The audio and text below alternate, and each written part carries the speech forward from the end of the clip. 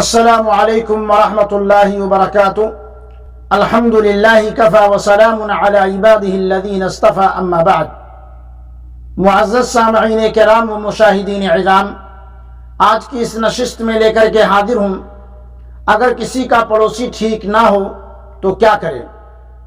حضرت ابو ہریرہ رضی اللہ تعالیٰ عنہ فرماتے ہیں کہ ایک شخص نبی کریم صلی اللہ علیہ وسلم کے پاس آیا،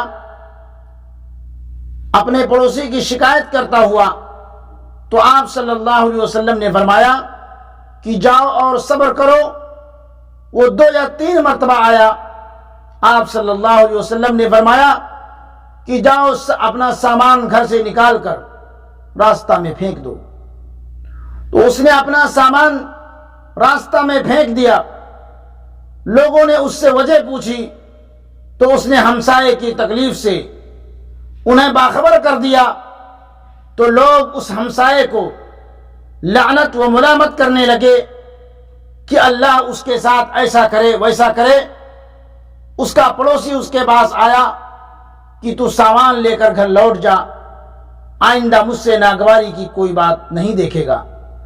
سنن ابو داؤد کی روایت ہے میرے بھائیو۔ اللہ رب العالمین سے دعا ہے کہ اللہ تبارک و تعالی ہم تمام لوگوں کو پڑوسیوں کے ساتھ اچھا معاملہ کرنے کی توفیق عطا فرمائے، اور ہم لوگوں کو اللہ رب العالمین اچھے پڑوسی ملائے۔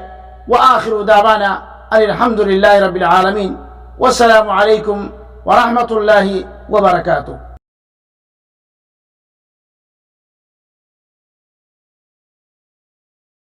دینی خطبات و دینی تقاریر اور اسلامی معلومات کے لیے ہمارے سوشل نیٹ ورک شیخ رفیع اللہ علیوی کو فالو کرنا نہ بھولیں، اور اپنے دوست احباب کے ساتھ بھی ضرور شیئر کیجیے۔